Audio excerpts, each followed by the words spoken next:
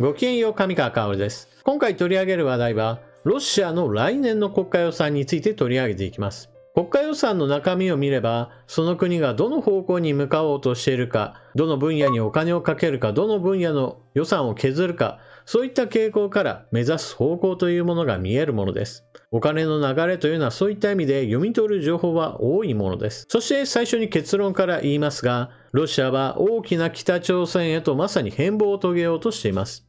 北朝鮮においては、金王朝を守るために軍隊が存在し、その軍隊を維持するために国民がいる、いわば先軍思想、先軍政治といったものが行われています。軍隊さえきちんと維持できれば、それに伴って金王朝を守るための盾となり、そして海外から攻められるようなことがないように、核兵器による抑止力を得ようとしています。そこには国民経済がどうなろうかといった話はあまり関係ありません。彼らにとって大事なのは、金王朝をいかにして維持するか、そのための国家であり、そのための軍であり、そのための国民です。そのような北朝鮮の姿は将来のロシアなのかもしれません。今回の動画ではそうした予算の変化から見るロシアの北朝鮮化について見ていきましょう。それではまずは、ロシアの来年の予算がどのような内容になっているかニュースを見ていきましょう。ロシア、教育医療費削って国防治安予算を増額。ロシアは来年度予算の3分の1近くを国防と国内治安関連に費やす予定だ。ウクライナにおける軍事作戦の維持に資金を回すため、学校や病院、道路に割り当てられる予算は削減される。ここで軍事作戦というふうに表記されていますが、これはプーチン大統領の主張に基づく表現であり、実際には戦争です。ロイターの予算分析によると、ロシア政府は国防治安関連に日本円で約21兆5000億円を支出することになる。来年は2024年大統領選挙におけるプーチン氏の再選につながる重要な年だが、他の優先課題は圧迫される形だ。ロシア連邦捜査委員会、検察庁、刑務所、ウクライナに派遣されている国家警備隊の活動を含む治安関連予算だけでも2022年に比べて 50% 増加する。ウクライナの戦場に多くの兵士が投入されたわけですが、それに伴って多くの戦死者も発生しています。このような被害は当然のようにロシア本国内において家族の誰かが亡くなるといった惨事として多くの国民の心を痛めつけます。それらの人たちの中からこの戦争に反対する意見を持つ人たちが出てくれば、これを取り締まるための予算というものを確保しなければなりません。政権に批判的な人たちがどのような活動をしているか、常に監視の目を光らせ、見つけ次第捕まえて刑務所に入れるための仕組みに予算と人を割かなければなりません。そのための予算 50% 増加です。ロシア政府としては記録的な規模の国防治安関連予算になるが、金額自体はアメリカの来年度国防予算及び国土安全保障のニーズの一部を満たすための予算に比べれば約 18% に過ぎない。これはアメリカの場合だとそもそも経済規模がはるかにロシアよりも大きく、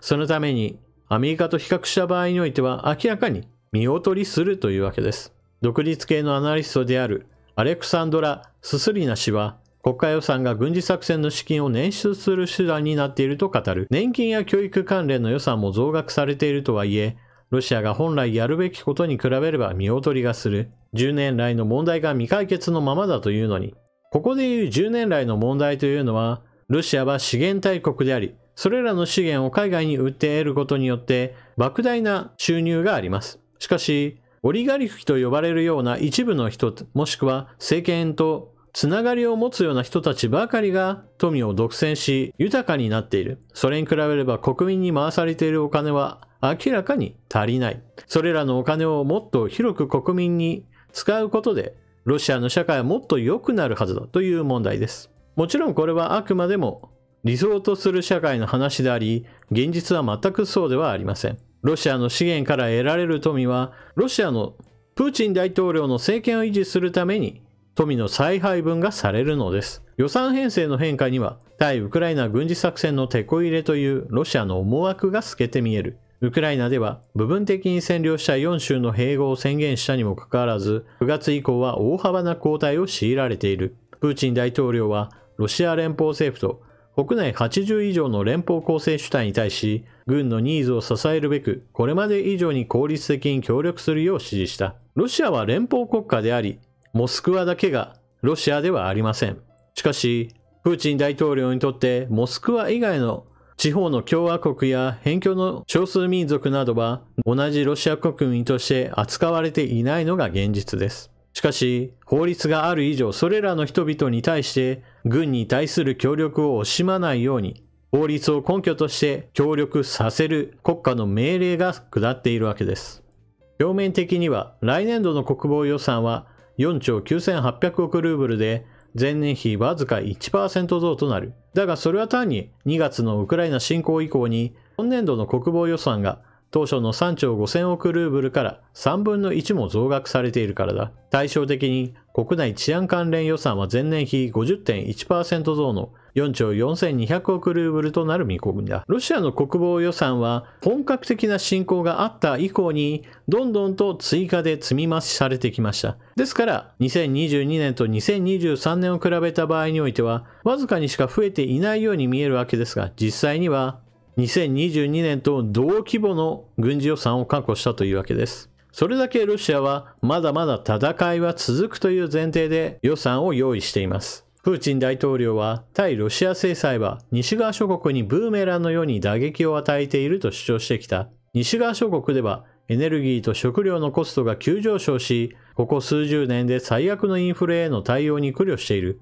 とはいえ、ロシアの経済も無傷ではない。西側諸国による制裁と30万人の予備役を招集する政府の決定を反映して、ロシアの第3四半期の国内総生産 GDP は前年同期比 4% 減少した。また、何十万人もの国民が徴兵を逃れるために国外に流出している。2023年の予算では、道路や農業、研究開発など、国家経済関連の支出は 23% 減、医療関係は 9% 減、教育関連は 2% 減、インフラと産業への支出はそれぞれ 23.5%、18.5% 減少する。もはや軍事以外のありとあらゆる分野において予算が減少します。研究開発への投資も削減される見通しで、制裁で最新のテクノロジーが国内に入ってこない中、多くの基幹産業では国産のテクノロジーを開発するための資金が得られなくなる。教育に関する国家プログラムへの拠出は削減されるが、進行中の事態や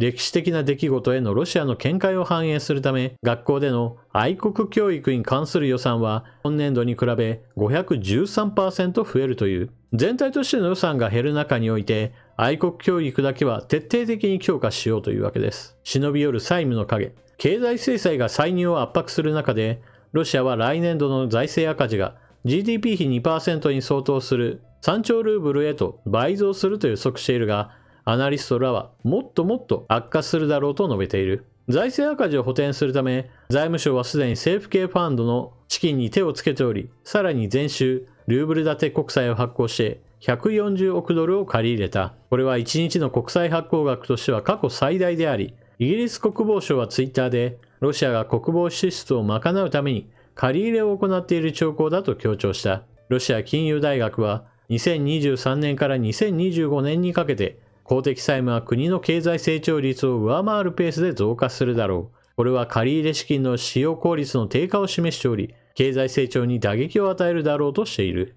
ロシアはもともと経済大国ではありません。穀物資源、鉱物資源、エネルギー資源、原油や天然ガスを輸出することによって外貨を稼ぎ、それに伴って国家経済を成り立たせているという面が非常に大きい国です。しかし、そうした経済構造も揺らいでいます。というのも、ロシア自身が起こしたウクライナへの本格的な侵攻に伴って、日米欧から経済制裁の対象となりました。これに伴って、天然ガスや原油の販売先が限定されることとなっています。購入先として中国、インドが名乗りは上げていますが、逆に言えば彼らにしてみれば、もしも自分たちが買わなければ、ロシアあなたの売ろうとしている原油は誰も買ってくれないんだぞというような立場になっています。そうしたこともあって、中国やインドは積極的に強気の価格交渉を行って、一説には3割引き、4割引きを勝ち得たと言われています。ですから、確かに外貨収入が途絶えるわけではないんだけれども、かつてほど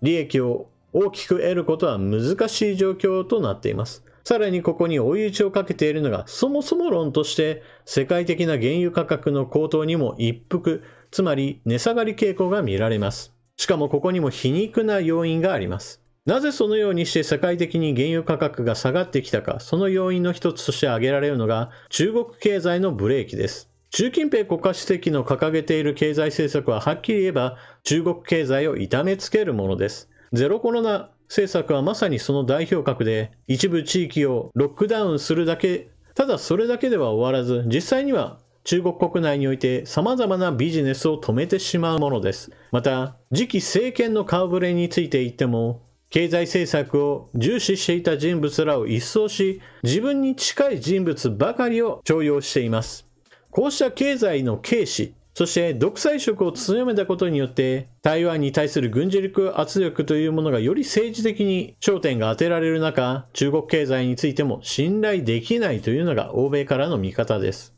そして中国経済にブレーキがかかるということは世界的においても原油需要が下がることを意味し、値段が下がれば、それもまたロシアにとっては市場環境が悪化することを意味します。外部環境の悪化というものも今後のロシアにとっては非常に手痛い打撃を与えるものとなりますが、同時に国内においても様々な面で未来を絶望的なものに変えています。記事の中にもあったように、国家予算の中で軍事関係や治安関係の予算ばかりがたくさん伸びていて、それ以外については予算が削減されるという状況は明らかに経済発展は望めない構造を意味します。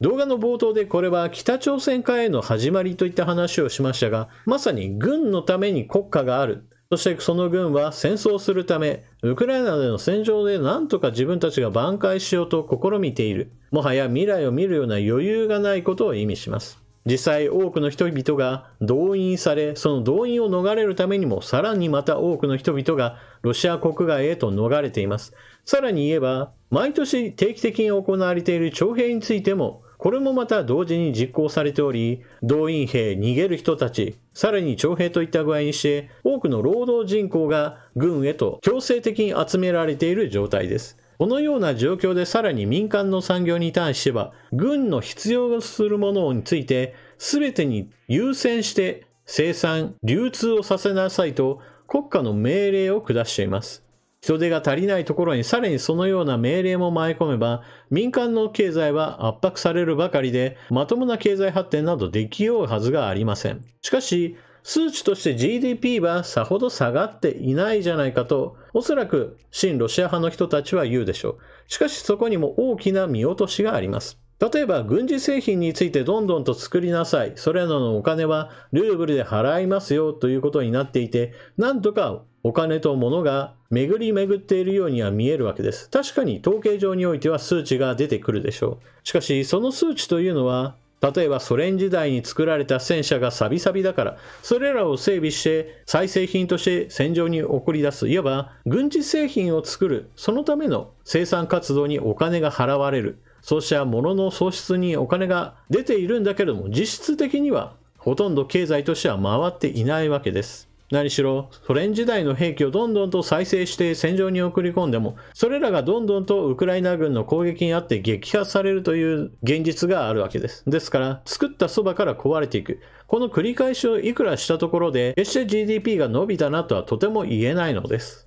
このようにロシア経済は明らかに軍に偏った予算配分をしており、それに伴って民間経済は明らかに衰退の一途をたどります。労働人口は減少する一方であるし、またこれに関連して買い手となる人口も減るわけですから、ますます経済は軍事品頼りになります。しかしそこに未来はあるとはとても言えるものではありません。ただ、こうした話をするといかにもロシアが衰退する話ばかりといった点で、このままロシアは大きな北朝鮮になるんだなと思われるでしょう。ただしそこには一つの問題点があります。北朝鮮とロシアにおいては明らかに経済規模が違います。中国がまだまだ天然ガスや石油を今後も買い続けるでしょう。それに伴って中国人民元を得て中国経由で様々なものを購入することができます。その分だけ北朝鮮よりもロシアの方がまだまだ豊かさはあるわけで、そのような国が軍事特化をした場合においては大量の